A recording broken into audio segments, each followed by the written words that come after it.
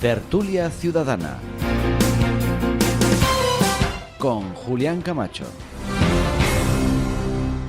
Señoras y señores, sean bienvenidos. Un placer inmenso estar de nuevo con ustedes en esta tertulia ciudadana que se va de vacaciones, porque este será nuestro último programa por esta temporada. Descansaremos el verano. No obstante, les advierto, haremos un programa especial que será el día 18 de julio con motivo de las elecciones generales del día 23. Así que el 18 de julio les convoco para que estén con nosotros. Hoy nos hemos venido a casa de Escolástico González, nuestro tertuliano, que gentilmente nos ha ofrecido, como ya hizo el año pasado, su casa. Y es un sitio no solo muy acogedor, sino que además luego tiene la deferencia de darnos de comer y beber, con lo cual ya ven ustedes que estamos mejor que queremos, ¿no? Vamos a tratar dos temas muy interesantes. Vamos a hablar de si vivimos mejor o peor que nuestros padres, con las connotaciones que eso tiene, y vamos a hablar también la segunda parte con el señor alcalde, al que agradecemos su presencia, alcalde flamante nuevo de Ciudad Real, don Francisco Cañizares. Pero si me permiten, lo primero que haré será presentar a los tertulianos y después vamos desgranando los temas. Doña Rosa Porras se sigue estando a mi derecha. Buenos días. Creo que voy a estar a tu derecha para toda la vida. Buenos días. Me alegro de estar aquí. Quiero felicitar con todo el corazón a nuestro querido alcalde, que estoy encantada que sea alcalde de Ciudad Real, y le voy a mostrar mi alegría a todos con el verano azul. Bueno, más claro no puede ser. Don Julián Gómez, buenos días. Buenos días, un placer estar aquí nuevamente en casa de nuestro compañero. Está situado a la derecha también. Escolástico. ¿Por qué sí, será? Me han situado ahí. Hoy te han situado. Normalmente es que me gusta estar entre vosotros. Aunque luego después, en un momento determinado, me gusta apelar mucho al sentido común y no a la ideología política. Pues, habrá veces que esté de acuerdo, habrá veces que esté en contra, como es normal. Y normalmente siempre suele respetado. Bueno, yo en primer lugar quiero dar la enhorabuena al alcalde electo de Ciudad Real, a Paco Cañizares. Enhorabuena, y por supuesto con el deseo de que se cumplan muchos de esos proyectos de los que usted ya ha hablado, y también de que le dé una vueltecita a Ciudad Real, que también es necesario. Y por supuesto, un tema que está compartido también con Puerto Llano, mi ciudad, porque allí también tenemos a Miguel Ángel Ruiz como candidato del Partido Popular, que es, en 44 años de historia, el primer alcalde en la historia democrática de Puerto Llano del Partido Popular. A continuación está don Manuel Tabas. Buenos días. Buenos días, encantado de estar aquí. Yo también soy de Verano Azul y lloré con la muerte de Chanquete.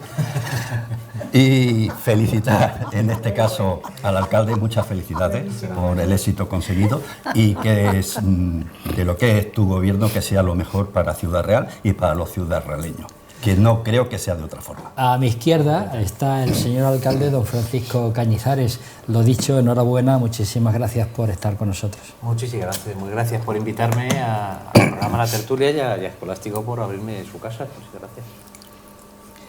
A continuación está don Escolástico González, anfitrión en el día de hoy, que no lloró cuando murió Chanquete. Bueno, no se sabe, ¿eh? No se sabe. Lo que sí es verdad es que lo de Verano Azul de Semper era todo atrezo, ¿eh? Eso hemos de tenerlo en cuenta.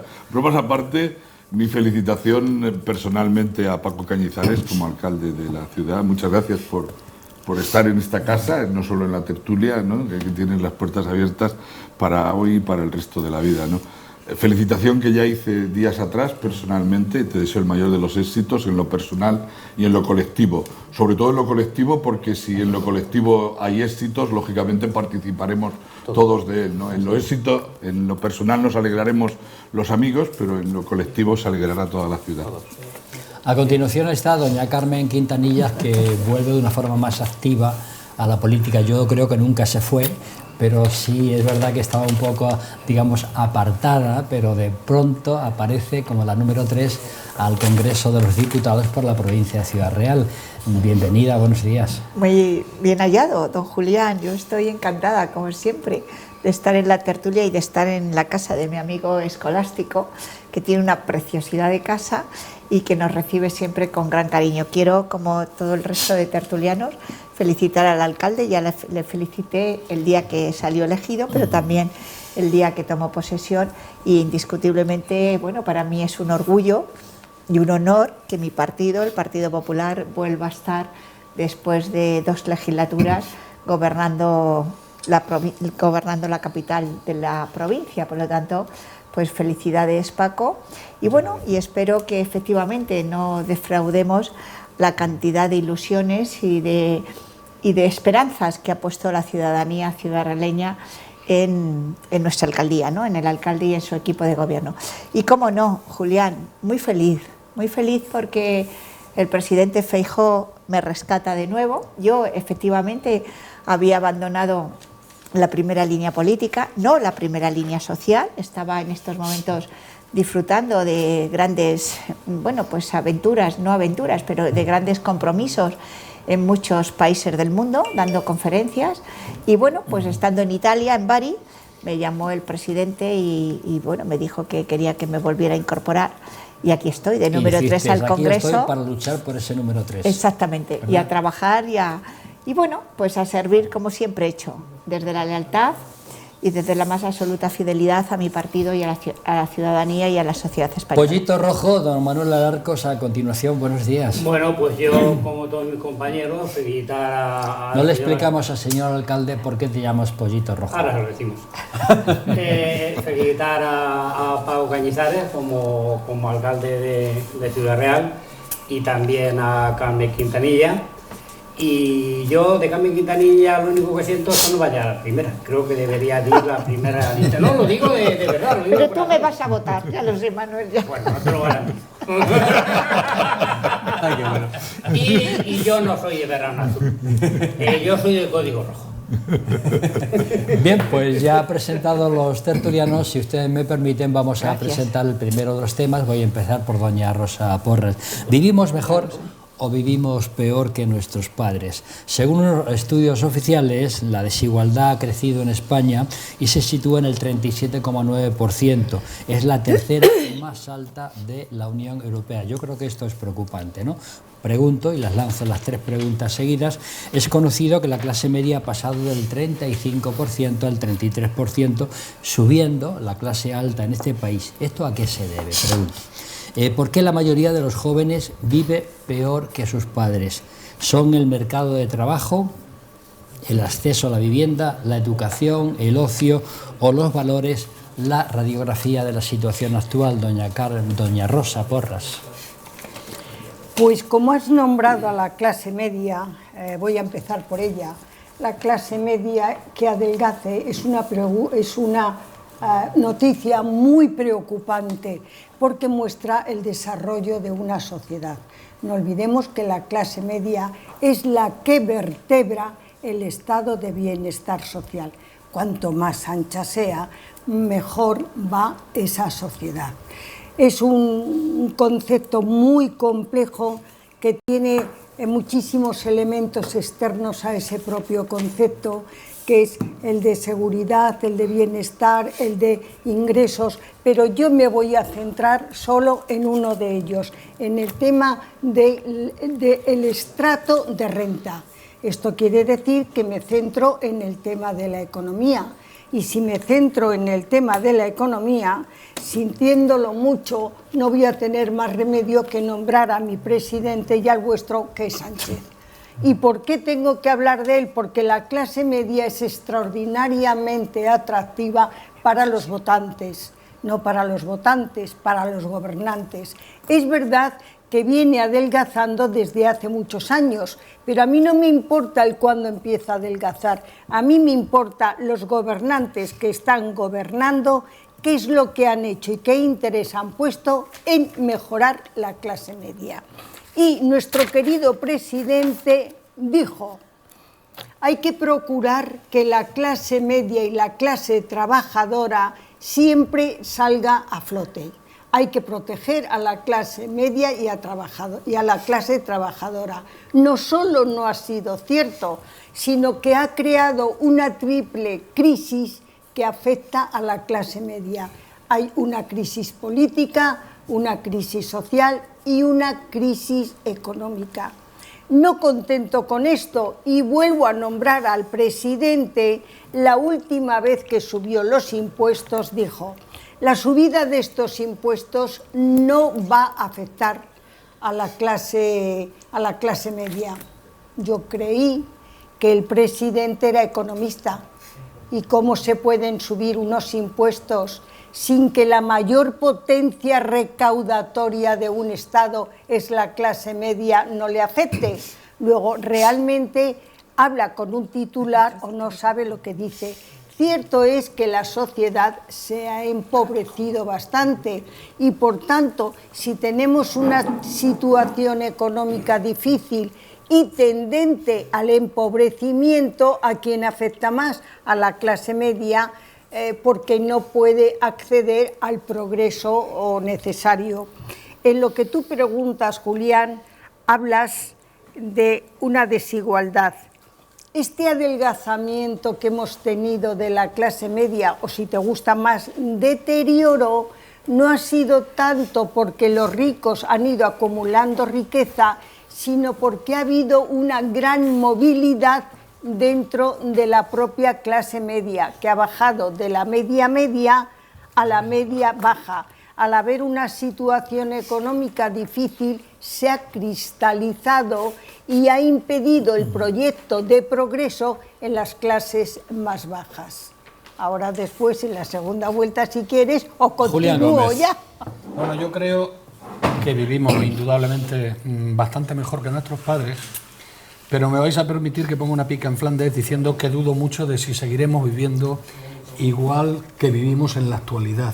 A mí hay temas que me preocupan mucho, no es que esté en desacuerdo con ello, pero hay temas dentro de la Agenda 2030 que me preocupan. Hay temas como, por ejemplo, la agricultura, la ganadería y la cuestión energética que están dentro de esa agenda que creo que van a perjudicar a España en mayor medida que la va a beneficiar. Pero bueno, ese es otro tema, vamos a centrarnos. Mantengo lo dicho de que vivimos mejor que nuestros padres, pero dudo de cómo podamos... Los jóvenes, hay un dato importante, se emancipan más tarde, sí, por la falta de oportunidades. Ya de momento... Claro. Tenemos ese problema, pero también tenemos el problema de que lo que está pasando, que lo estamos viviendo con la agricultura y con la ganadería en nuestro país, que está en peligro, totalmente en peligro. Lo que está pasando con el tema energético, que no se tiene claro si va a ser el hidrógeno, si debemos devolver, como dijo ya el otro día Feijóo, al tema de las nucleares, algo que no han descartado las principales naciones de Europa y que nosotros lo tenemos terriblemente abandonado, igual que la explotación de nuestros propios bienes minerales. En nuestro país tenemos mucho, en nuestra provincia tenemos tierras raras que en un momento determinado podrían ser una fuente de riqueza y que no se están aprovechando. Todas estas cosas están dando lugar a un estancamiento, en principio, en las clases sociales, porque podíamos ir a mejor. Hay que tener en cuenta que la clase social, como bien decía Rosa, más castigada en los últimos tiempos ha sido la clase media, y que efectivamente la clase media ha pasado a ser clase media baja, y lo que está pasando es que mucha de esa clase media está pasando a la clase ya pobre, y se está ensanchando sobre todo la gente que está en estos momentos en la pobreza. Desgraciadamente, lo principal, los tres factores principales para equilibrar el tema de la igualdad son los salarios, es el paro y la redistribución de la riqueza. Pero ¿qué ocurre? Que cuando hay crisis, los salarios no crecen, el paro aumenta y la redistribución de la riqueza, bueno, pues depende también de los gobernantes, que en un momento determinado lo hagan mejor o peor. Yo creo que últimamente no se está haciendo nada bien, por lo que realmente se está haciendo más grande la diferencia entre las distintas clases. Luego, fundamentalmente, lo que afecta a que esa desigualdad se incremente es la baja productividad. España es uno de los países de Europa que tiene un índice menor de productividad. Por lo tanto, es lógico también que esas clases sociales, pues la clase media y la clase alta crece, pero además tiene una explicación. La clase alta crece en crisis o sin crisis. Es muy importante en el tema de la igualdad también la educación. las clases altas se permiten las mejores educaciones. ¿Qué pasa con los hijos que tienen las mejores educaciones, que van a los mejores centros, que se van a Estados Unidos a hacer un máster? Eso no lo puede pagar una persona de la clase media baja, eso lo pueden pagar de la clase media alta o la clase alta. Después, esas personas son las que después van a coger los puestos de mayor representatividad y también los puestos de mayor emolumento, los que van a ganar más dinero. Entonces, lógicamente, la clase alta va creciendo, la clase media se va mermando y se va incrementando la clase baja, con lo cual la desigualdad, desgraciadamente, en la sociedad va cada día en aumento. Manuel Tabas. Bueno, dicho lo dicho por mis compañeros, en cuya muchas de las cosas estoy de acuerdo, el problema es que la clase media ya no rula. Es decir, a la otrora poderosa clase media de los años 80, motor económico de este país, que era como una noria que subía, subía y subía, ahora mismo lo que hace es bajar, bajar y bajar. Y ese es el problema. El primer hachazo se le pegó con la crisis económica del 2008, que se acentuó principalmente el 2010 y el 2014. Y después la pandemia acabó de pegarle el hachazo definitivo. Ten en cuenta que las clases medias son las que sustentan con sus impuestos el estado de bienestar. Es decir, sin las clases medias el estado de bienestar se iría al garete. Y también porque son al final los verdaderos Paganini, es decir, prácticamente los que se pagan Hacienda es a partir de la clase media de 27.000 euros hacia arriba. Porque la división se hace muy simplicista, es decir, ¿qué tipos de clases hay? Simplemente por el nivel de ingreso y su poder adquisitivo. Pero claro, eso es una solución simplista. Y entonces, ¿qué han hecho? Han dividido las clases altas, pues a partir de 45.000 euros para arriba, la clase media la han dividido en dos, como bien ha dicho mi compañero, clase media alta y clase media baja, y la clase baja que a partir de 12.000 euros para abajo, que esos no pagan ningún tipo de impuesto. Es decir, que los impuestos principalmente recaen sobre la clase media, sea clase media baja o sea clase media alta. ¿Por qué? Porque es así, porque prácticamente el 60% en España es clase media, frente a un 30% que es clase baja y apenas un 10% que es clase alta.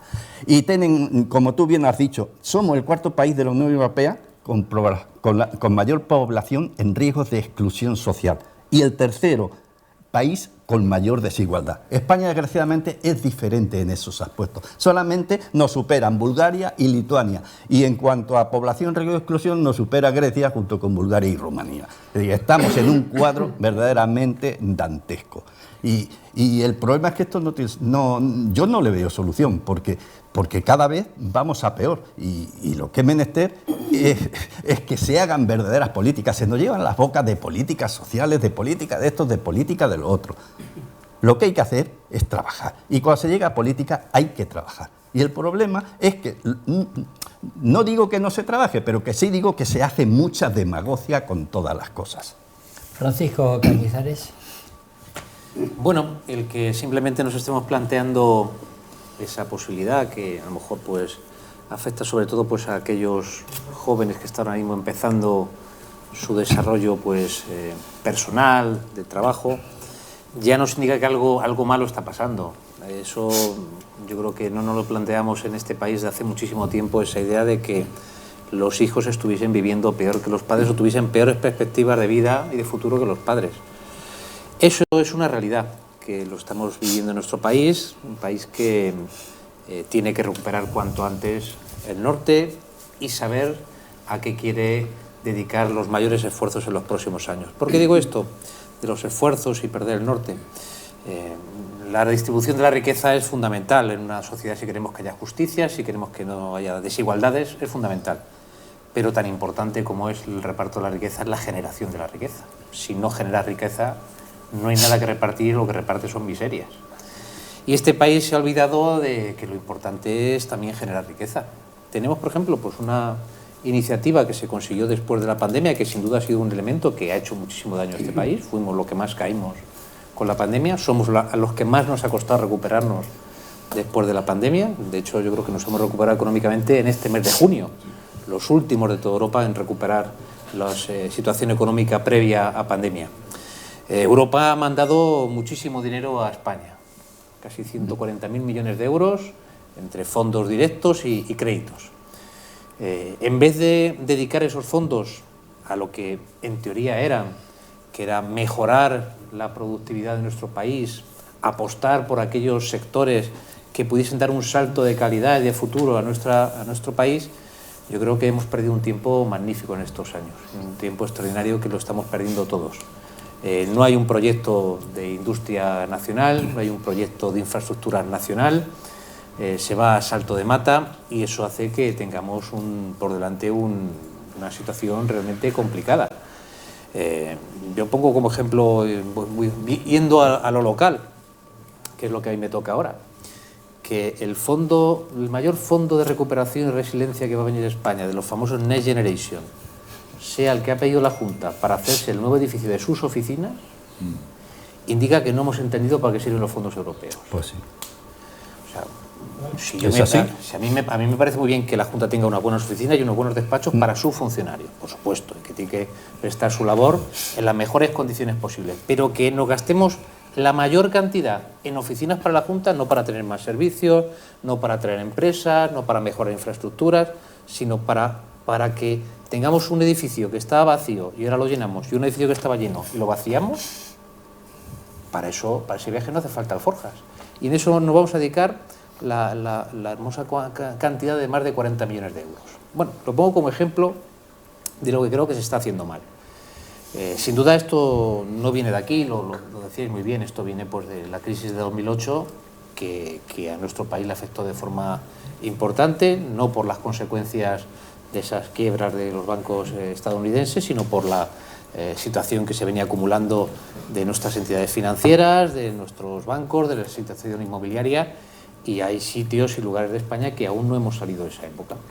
No hemos recuperado esos datos, como es el caso de Ciudad Real. Ciudad Real no ha salido de la crisis todavía del 2008, no lo hemos conseguido. Ha habido territorios de nuestro país sí, Madrid sí, Andalucía sí, pero hay otros, como nuestra región, que no ha conseguido pegar ese salto de recuperarse de esa crisis de 2008, que se ha unido a la crisis de la pandemia y que nos señala como una región que sin duda hemos perdido el paso para afrontar con decisión medidas que son complicadas. Lo hablaba alguien con el tema de las energías. Claro, el futuro es muy incierto.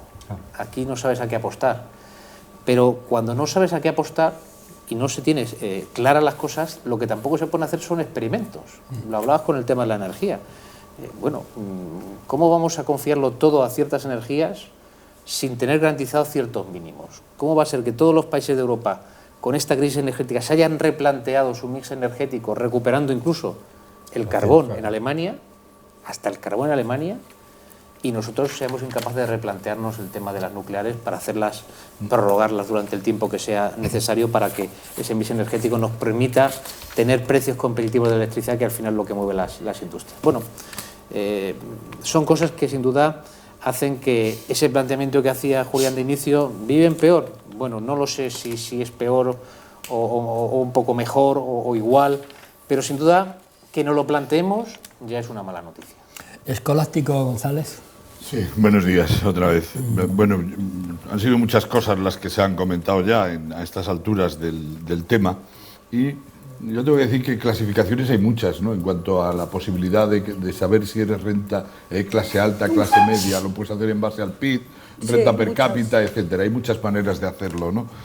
Lo que sí es verdad es que nuestros hijos, respondiendo a la pregunta que decía Julián, nuestros hijos viven mejor que nosotros y nosotros vivimos mejor que nuestros padres.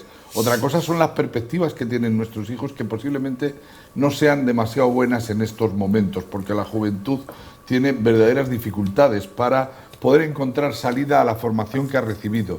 Están muchísimo mejor preparados que lo estamos nosotros, porque han tenido una formación académica importante.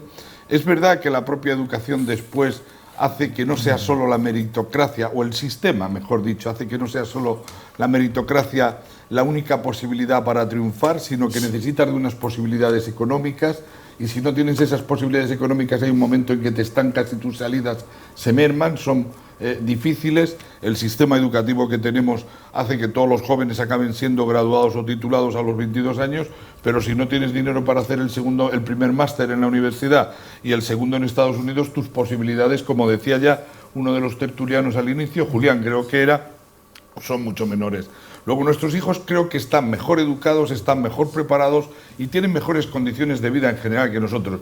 Otra cosa son las perspectivas que tienes, que son malas. Ciudad Real, por hablar, como decía Paco, que me ha parecido fantástica la expresión, lo que ha utilizado como ejemplo acerca de la ciudad. Ciudad Real, que es una ciudad que es una fábrica de generar universitarios. Tenemos una universidad y estamos generando universitarios a miles, por decirlo de alguna manera.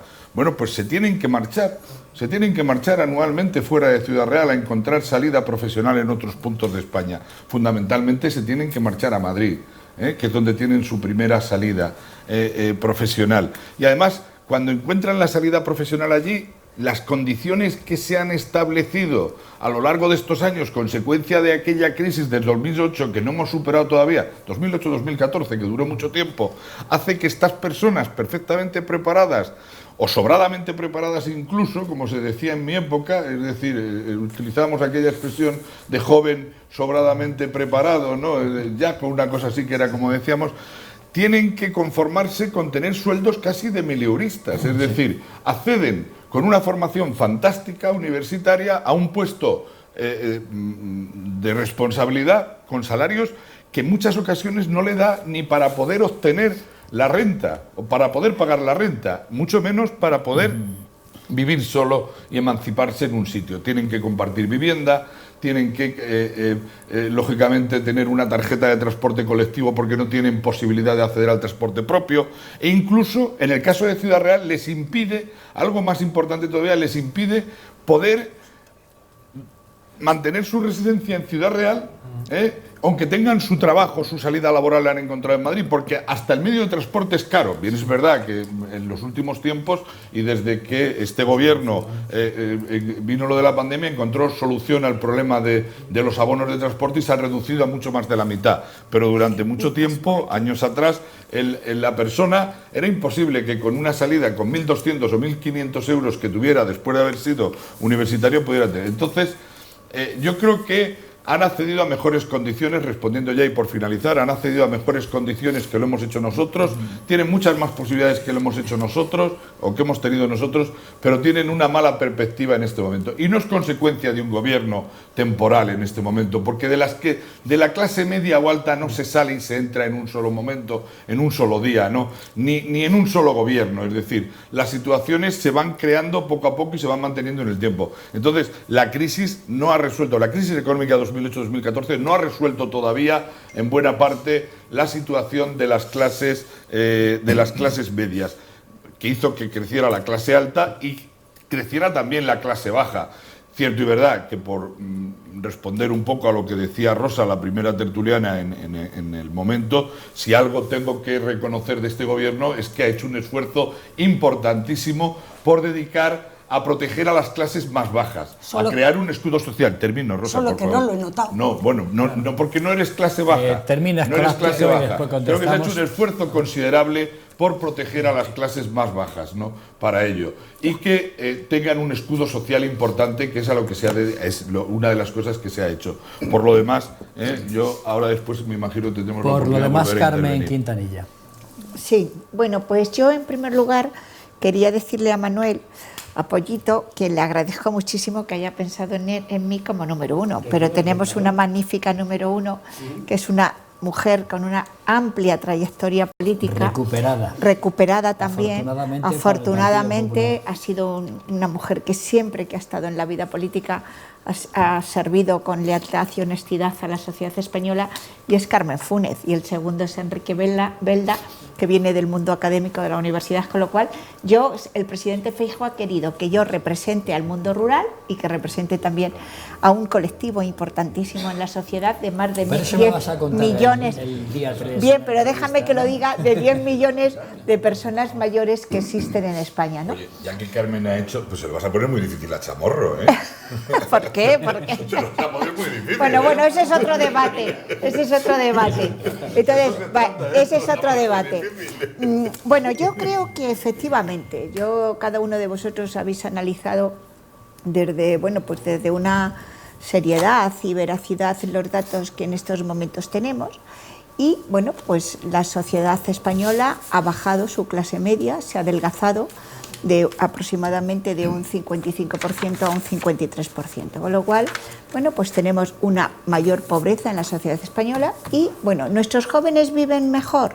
Pues posiblemente una parte de nuestros jóvenes, con una formación académica alta, con una preparación muy buena, pues posiblemente tengan esa capacidad del poder adquisitivo que nosotros tuvimos, ¿no? Yo recuerdo cuando aprobé las oposiciones del Cuerpo Superior de Administradores Civiles del Estado que, bueno, pues normalmente te casabas inmediatamente, que era lo que se llevaba, después inmediatamente te incorporabas a tu puesto de trabajo, así inmediatamente dirigías un departamento. Yo recuerdo mis compañeras cómo se casaban con su coche y con su vivienda de protección oficial. Y a los 2 años o los 3 años vendían esa casa de protección oficial y se compraban una casa de renta libre o se compraban su segunda vivienda en la playa. Eso es hoy impensable. Y entre otras también han tenido 2 hijos. Y entre otras cosas tenían 2 hijos. Eso hoy es impensable. Impensable, y por lo tanto nos enfrentamos al reto demográfico, nos enfrentamos a una precariedad laboral de nuestros jóvenes del 30%, a unos contratos a tiempo parcial del 45%, por lo tanto, nuestros jóvenes no se pueden emancipar. La media en España, el joven que se emancipa está alrededor de los 30 años, con la posibilidad de tener un salario medio y pagar casi el 70% del alquiler para poderse, el 70% de su salario para poder pagar el alquiler, y por lo tanto, bueno, pues indiscutiblemente también se tienen que enfrentar en un momento determinado a querer ser padres y no poder ser padres, porque no se pueden enfrentar a un poder adquisitivo cada día menor. Eso ha conllevado a que tengamos menos niños, a que indiscutiblemente pues que tengamos unos jóvenes que no son libres para poder decidir sobre su proyecto de vida.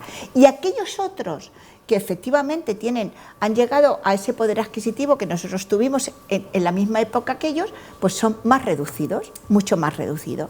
Y por otra parte, el talento masculino y femenino que salió en el año 2013 de una manera abrumadora, se marcharon con doble licenciatura, con 3 y 4 idiomas, como mi hijo Daniel, que no están en España y es que están trabajando en otros países del mundo indiscutiblemente fenomenal, pero hemos perdido un talento muy importante en este país. Por lo tanto, yo creo, y eso lo ha dicho el presidente Feijóo, tenemos que ponernos a trabajar para que nuestros jóvenes recuperen un empleo digno y que recuperen el poder adquisitivo que efectivamente les corresponde, porque lo ha dicho muy bien Escolástico, tenemos la generación mejor formada, fijaros el dato, chicas rurales universitarias 11 puntos por encima de los chicos rurales universitarios. Por lo tanto, ahí yo creo que estamos en un momento en que tenemos que seguir analizando por qué es más pequeña la clase media y por qué razón nuestros jóvenes viven peor que nosotros hemos vivido. Y luego, por otra parte, déjame, Julián, que conteste, porque me ha gustado mucho lo que ha dicho Julián, y entonces quiero contestarle en el tema de la agricultura y la ganadería. El Pacto Verde Europeo, en el que nosotros participamos como Pacto Rural, como el Pacto Rural del 15 de junio del año 2022 en Europa, indiscutiblemente es un pacto verde europeo marcado por encima de todo por las políticas ecologistas de la Unión Europea. Hoy Ursula von der Leyen, es que quiero hablarlo, Ursula von der Leyen está retrocediendo, porque no podemos hablar de mantener nuestra agricultura y nuestra ganadería, que es la soberanía alimentaria de la sociedad española y de toda la sociedad europea, machacando al agricultor y al ganadero, como por ejemplo que desaparezcan para descarbonización el 50% de los plaguicidas que se dan a la tierra. Sí, pero déjame. Sí, pero es que ya, pero es que el PP de Europa, no, pero es que el PP de Europa está con unos problemas internos. Vale, también no, pero perdona, no, pero no, déjame que conteste, Escolástico. A ver, termina Carmen y le contesta. Por lo tanto, energía, sí, pero como lo ha dicho, yo voy a aprovechar, y lo ha dicho Paco también. Energías En renovables. esta primera parte no se interrumpe. Vale, por eso yo no he interrumpido. Energías renovables indiscutiblemente. Yo no puedo estar en contra, pero las energías renovables dan el 20% de la energía que necesitamos, que indiscutiblemente esas energías renovables tienen residuos y que pueden convertir nuestros campos en un desierto, y por lo tanto, ya lo ha dicho Feijóo y lo vuelvo a repetir porque yo lo he dicho en todos los debates que he tenido a nivel internacional, las centrales nucleares sí, energía limpia y barata, y no podemos entender que Francia, en el sur de Francia, haya 54 reactores de energía nuclear y en España desaparezcan las centrales nucleares. Por lo tanto, hay que apostar, y ya lo ha dicho Feijóo, por Manuel las centrales Alarcos, nucleares. Pollito Rojo. Bueno, pues a mí también me preocupa el hecho de que vaya desapareciendo la clase media, porque es malo, porque la clase media efectivamente son los que más impuestos pagan. Y tengo que decir que, bueno, que yo creo que la productividad en estos momentos es mejor de lo que era antes, y en cuanto al tema de la sostenibilidad del país, pues efectivamente la clase media contribuye enormemente a sostener el país, pero también contribuyen a sostener el país los empresarios y también contribuyen a sostener el país los trabajadores. Dicho esto, en cuanto a las energías, pues sí, se cometieron errores en el pasado bastante importantes, porque a mi juicio, un malentendido tema de las centrales nucleares, pues aquí en España se fue contra las centrales nucleares.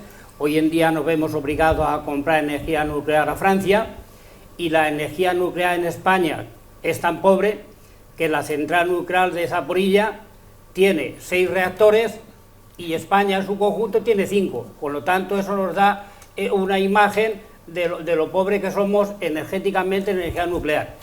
Y, lógicamente, por no haber tenido una buena política en su momento, pues nos vemos obligados a comprar energía nuclear a Francia. Dicho esto, ahora mismo tenemos energías alternativas muy importantes. Tenemos la energía solar, ya bastante bien implantada, la energía eólica y ahora otras energías nuevas que se están empezando ahora a desarrollar, a investigar y desarrollar. No, como nos estamos desviando del tema. El nitrógeno verde. En Es... cuanto si se sigue mejor... Sí, pero lo has sacado. Pero sí. pues lo han sacado ellos. Si no, Sí, yo no lo tenía apuntado. pero Yo tampoco, no lo tenía apuntado, que lo han sacado ellos. Desviando. En cuanto al tema de si sigue mejor o peor, bueno, pues yo, que pertenezco indiscutiblemente a la clase baja, porque soy un abuelo criando a una hija y a todos los nietos, con una pensión pequeña, es que esto sí viene a cuento. Sí. Yo es que soy clase baja. Venga, adelante, sí. Y tengo una pensión pequeña, y con mi pensión pequeña estoy creando a mi hija con una deficiencia intelectual y a todos mis nietos. Uno de mis nietos, no he encontrado trabajo aquí, se ha tenido que ir el pobrecillo a Londres. Con la buena suerte que ha tenido, que se fue pobrecillo con una mano delante y otra atrás, y ahora está perfectamente instalado en Londres porque se enamoró de una chica británica y iban juntos y tiene una situación muy buena. A ese no, que no le digan de volver a España. En cuanto al resto de los jóvenes que no son universitarios, yo no tengo ningún universitario en la familia, ninguno. Entonces, por ejemplo, mis otros nietos, la chica pues ha montado un bar en Ciudad Real, y el pequeño pues ha tenido la suerte de que le han dado ahora un trabajo, una contrata en Resol. Pero yo, que he sido sindicalista y que he sido siempre un defensor de la formación profesional, pues yo tengo que decir que hay muchos puestos de trabajo sin cubrir en España que se podían cubrir perfectamente con ayudas estatales, ayudas regionales y ayudas municipales. Por ejemplo, no tenemos camioneros. Pues no tenemos camioneros porque el sacarse el carnet de conducir vale un dineral. Si el Estado nacional, el Estado autonómico y las corporaciones locales ayudaran a esa formación profesional y a esos chicos se les pagara lo que vale el carnet con el compromiso de que van a ejercer, podrían tener el carnet gratis y luego podían hacer las prácticas en empresas con un conductor. Yo tengo mi carnet, pero aún no estoy preparado, me voy 15 días o un mes o 2 con un conductor profesional hasta que aprenda a conocerme las carreteras de Europa. Porque un conductor se hace yéndose a otro país. Aquí dentro no se hace conductores. Hay otros puestos como los camareros. Los camareros, España es un país de servicios, hay muchas zonas que viven del turismo y faltan camareros. ¿Qué hay que hacer con los camareros? Primero, una buena formación profesional para esos camareros. Y después de esa formación profesional práctica en esas empresas, con el compromiso de una bolsa de trabajo para quedarse a trabajar en esos hoteles. Compromisos de empresas colaboradoras que colaboren con la formación profesional, con una bolsa de trabajo para que esos niños, chicas y chicos que están trabajando, trabajen con ilusión. Porque hacer una formación profesional, si no tienes un futuro cierto, pues ahí es una formación profesional desmotivada y no vale para nada, no vale para nada. Tiene que ser una formación profesional buena, de calidad, con una bolsa de trabajo, con unas empresas colaboradoras con la formación profesional, para que estas criaturas, chicos y chicas, vean el futuro con más optimismo. Vamos a dar el segundo turno de voz, pero más breves, por favor. Rosa. Breve, porque quiero que habléis todos. Mi querido Pollito, que es un pozo de sabiduría, nos come la palabra a todos, pero te felicito. Pues no hablo nada. No hablas nada. Adelante, bueno, Rosa. quiero empezar diciendo que sí a las nucleares, pero ese no era el tema. Mi querido Escolástico ha hablado mucho de que esta es una juventud más preparada que nunca y con menos posibilidades. Pero se te ha olvidado decir que en esta época ha subido y se ha destacado o se ha señalizado a un grupo importante de jóvenes cuya denominación es ni, que no existían antaño. Es decir, están mejor preparados, pero han surgido los nis, que ya es bastante grave. Y en cuanto a la clase media de la que estábamos hablando, decía Tabas que la clase media ha cambiado mucho. Efectivamente, en los años 60-70 la clase media no era como ahora, era la familia que tenía una casa, un sueldo fijo, una televisión, un 600 y podía ir a la playa, lo que no pueden hacer hoy. La clase media ha mutado y ha mutado para mal, y estamos hablando de la clase media y dentro de ella hoy día no tenemos etiqueta para los jubilados, para los parados y para los ancianos. Y voy más lejos aún. Dicen los sociólogos más importantes, a los que suelo leer por aquello de continuar mi ritmo de vida, que en la clase media no están metidos los parados. Y si no están metidos los parados, ¿dónde meto yo ese fondo abundante, oscuro, difuso e inadecuado que son los fijos discontinuos? La clase baja. ¿Dónde los podemos meter? La clase baja. No. Es que aquí nos parece mentira de que siempre vamos a los temas personales como si fuésemos los únicos. Aquí todos tenemos hijos y aquí todos tenemos nietos. Y aquí todas... Es el favor que estamos hablando nosotros. Aquí todos aportamos. Yo tengo un hijo y una nuera que se tuvieron que ir a Suecia a trabajar, los dos ingenieros, porque aquí no encontraban trabajo. Tengo una hija y tengo un yerno, que mi hija está parada y mi yerno gana el SMI. Y están viviendo en casa porque no pueden pagarse un alquiler, no ya comprarse una vivienda. Es que estamos siempre... Yo soy clase baja. La clase baja son los que ganan menos de 12.000 euros. Tú, según has dicho aquí, ganas 1.100 euros. Tú no puedes ser en la vida clase baja. Tú serás clase media baja, que es distinto. Y los problemas que tú tienes en tu casa los tiene este señor que se llama Julián Gómez, los tiene esta señora que se llama Rosa Porra y los tengo yo. No vengamos siempre con la misma historia, hombre. Manuel, ahora después, por favor, Julián Gómez. Bueno, yo tengo dos hijos, uno trabaja en Barcelona. Lógico. Y otro a contar la historia de la y otro en familia, Ciudad un poco era Real. el Pero al tema margen de eso, Pero empieza a contar. yo tenía 3 temas, pero los voy a hilvanar para hacer uno solo que puede intervenir después Escolástico. Yo después, sí. quería recordar, para empezar, un dato, y es que el Eurostat tiene un 18,5% menos de Producto Interior Bruto per cápita para España, menos que el resto de los países, que el promedio europeo. Eso indica que es muy difícil hacer que baje la desigualdad entre las distintas clases sociales. Además, hay un detalle curioso. Antes hablaba de que una de las cosas que puede limar estas diferencias sociales es la redistribución de la riqueza. Pero es que no estamos predicando con el ejemplo. Claro. Yo me voy a ir ahora a los fondos europeos.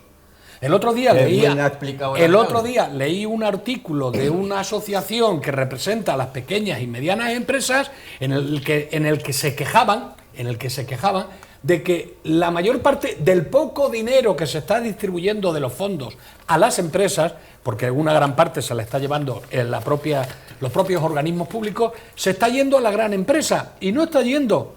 Está yendo en mucha menor medida, prácticamente no está llegando a la pequeña y la mediana empresa. La pequeña y mediana empresa, nadie me puede negar que es la mayor generadora de empleo en nuestro país. Entonces, poco se está haciendo en ese sentido con el gobierno actual, con los fondos europeos que está recibiendo en el gobierno actual, para la redistribución de la riqueza con la que se podrían limar las diferencias entre las clases sociales. Y ahora me quiero ir a mi Puerto Llano. Porque estamos hablando de energía, y lo voy a decir muy rápidamente. Puerto Llano tiene un montón de carbón encerrado. Tiene carbón para 30 años más.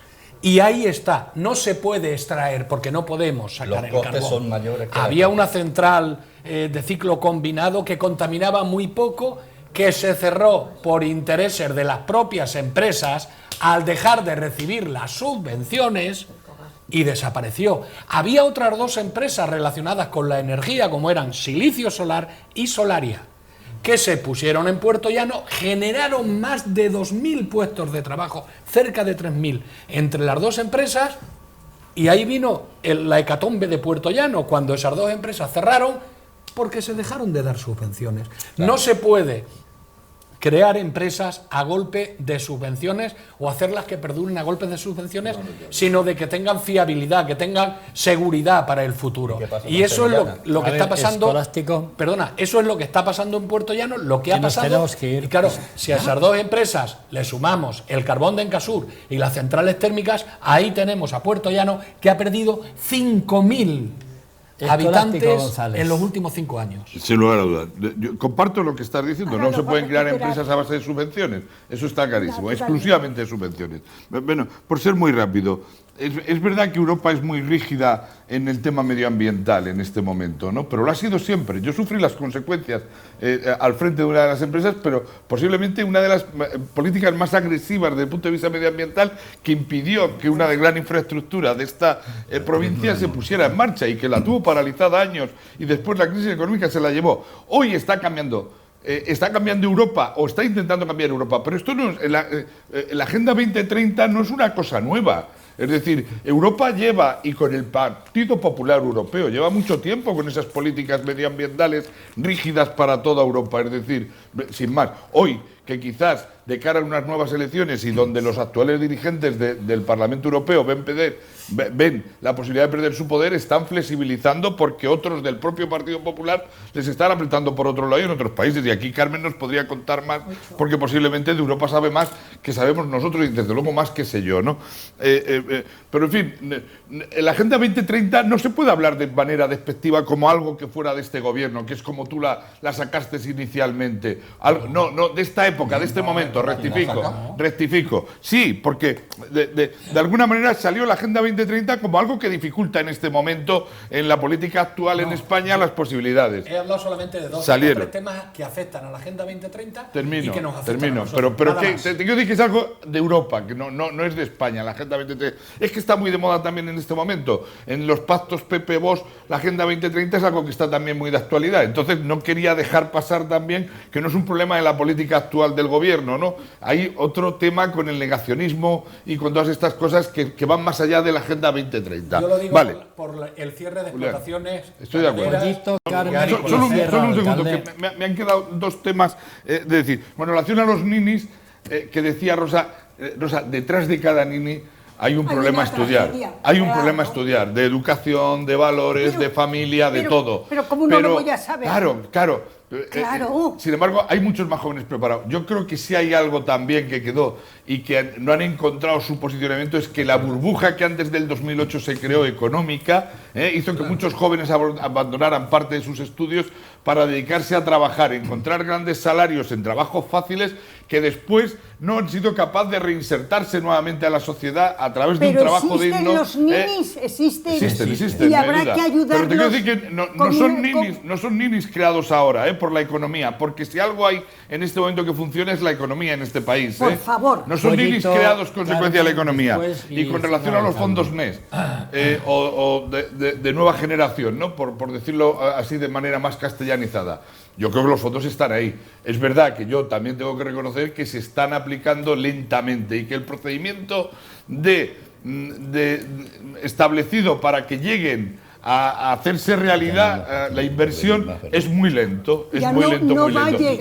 Comparto con vosotros y comparto con vosotros y comparto. Ya no va a llegar Escolástico. Y comparto con vosotros, el gobierno, no hay duda. Y comparto con vosotros que lo que no se puede utilizar es utilizar fondos para mejorar instalaciones o edificios propios de la administración que no aportan valor añadido a la sociedad, ¿no? Sí que lo comparto, no tengo la más mínima duda. A ver, Pollito.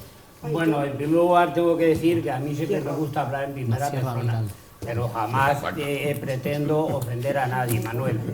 Yo sé que tú tienes hijos en esa situación también. Yo cuento las cosas en primera persona, pues contando las cosas en primera persona, hay muchas personas que se sienten representadas porque están en la misma situación. No es por otra cosa, ni por afán de protagonismo, ni ninguna cosa de esas, ni ninguna cosa. En cuanto al tema de la jubilación, pues hombre, con una pequeña jubilación que tengo y encima tengo retenciones por Hacienda, siendo que no son rentas del trabajo, sino que es una pensión, pues imagínate. No, tienes retenciones, tienes retenciones por ingresos, claro, no por rentas del trabajo, por ingresos. Bueno, vale, es igual, no quiero discutirlo. No, es que no es igual. Si es que no quiero discutir sobre este tema, no quiero discutir. Pues no lo saques. No nos toca el tema. Bueno, no quiero discutir sobre este tema. Bueno, yo no estoy de acuerdo que sea injusto, el que ingresa tributa. Vale, retiro lo que he dicho sobre eso. Vale, venga, no tengo ningún interés en polemizar sobre ese tema. Toda la vida. Has pagado rentas del trabajo y ahora rentas... Y ahora nuestras pensiones tienen que tributar naturalmente. No tengo ninguna intención en polemizar sobre eso. No tengo, pero no he terminado. Estoy en el uso de la palabra y yo no interrumpo nunca a nadie. Estoy en el uso de la palabra. Estoy en el uso de la palabra y yo jamás he interrumpido a nadie nunca. Pero te digo yo que continúe. He sentido un enorme respeto por mis compañeros de tertulia y jamás he interrumpido a nadie nunca. Que se nos va el tiempo. Y suplico que conmigo se tenga la misma consideración. Adelante. Dicho esto, pues efectivamente, pues quedan muchísimas cosas por hacer, muchísimas cosas. ¿Sabes lo que nos preocupa a los viejetes de mi edad? Lo que realmente nos preocupa y nos da miedo, pues que nos dejen como estamos. Ir para atrás es lo que nos da miedo. Hay un bulo por ahí, después lo explicará ir para atrás nos da miedo. Alcalde. Nos da miedo que os van a bajar las 8% pensiones, dicen, si ganan. Eso no se lo cree ni él. No se mantenga, eso es lo que nos da miedo de verdad. No, es verdad. Eso es lo que nos da miedo de verdad. Yo creo que se va a mantener. Yo no creo que ningún gobierno, ni de Fijón, ni de Bosch, ni de ningún sitio vaya a hacer eso. No lo creo. Ni de Sumar. No lo creo. Pero nos da miedo. Caso que no salga. Nos da miedo que eso poquito avance que hemos tenido se detenga y retroceda. Vamos a escuchar a Carmen Quintanilla y después al alcalde y nos vamos con este tema. Bueno, yo creo que hacer discursos negacionistas siempre es malo.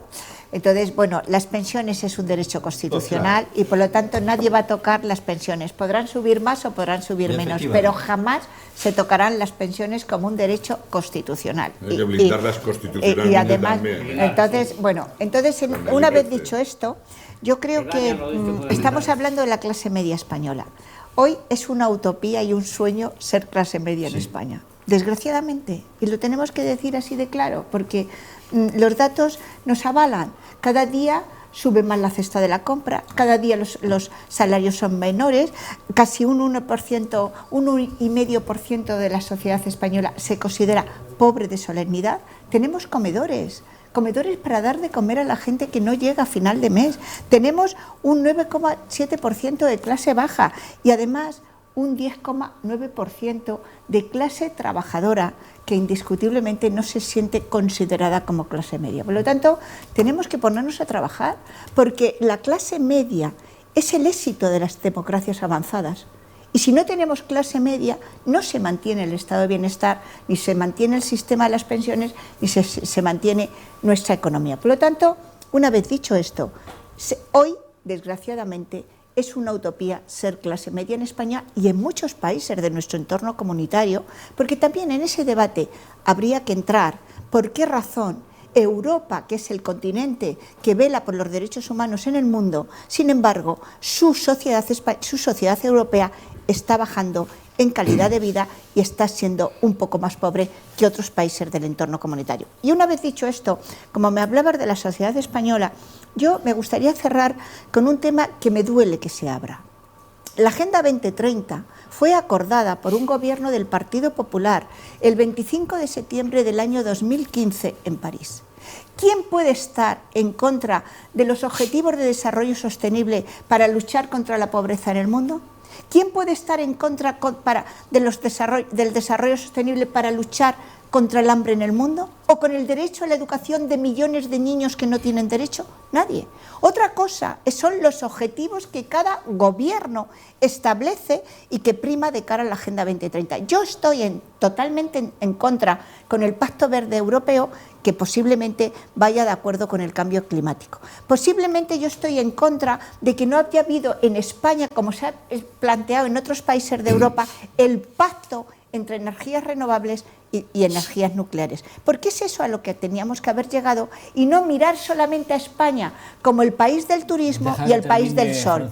Por lo tanto, yo creo que en estos momentos no podemos crear una discordia con respecto a hacer discursos negacionistas de temas que efectivamente hay que valorarlos, hay que trabajarlos y que indiscutiblemente tenemos que ponerlos en marcha desde la seriedad de un gobierno que efectivamente aplique la Agenda 2030 para hacer posible el desarrollo de la sociedad. Termino. Venga. Ya está, ya no digo más. He dicho. No, muy interesante lo que decía Carmen ahora. Intentando volver un poco al origen de la pregunta, de lo que nos has lanzado, que se vive, que me ha parecido interesantísimo lo que habéis comentado todos y todos habéis tocado puntos muy importantes de los problemas que tenemos como sociedad y que sin duda muchos de ellos han influido a esa sensación, esa percepción de que las cosas no van lo bien que deberían ir. Sin duda, lo que yo creo que nos debe llevar a todos a la reflexión es que algo no se ha hecho bien. Y claro, yo coincido con Escolástico en que esto no es un tema de solamente el gobierno de Sánchez, que yo creo que no ha ayudado mucho.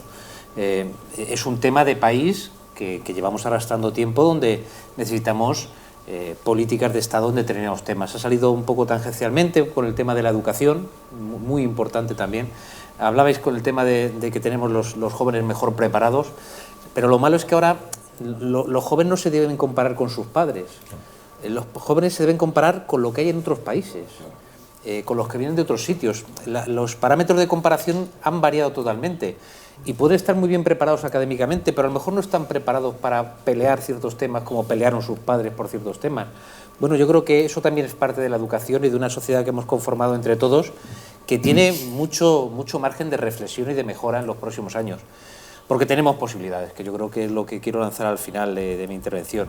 Hay posibilidades de mejora, hay posibilidades de reconvertir en nuestras sociedades, en sociedades más prósperas, que miremos sobre el crecimiento y atraer riqueza a los sitios, sobre aprovechar las potencialidades que tenemos, que en nuestra tierra sin duda son principalmente la agricultura y la ganadería, pero sacándoles un valor añadido que nos ha costado mucho trabajo sacarle en esta tierra, y hacerlo con decisión y con políticas que hagan que la gente quiera invertir aquí, quiera trabajar aquí, quiera vivir aquí, que no nos pase lo que nos está pasando, como decía alguno, pues que los jóvenes se nos van.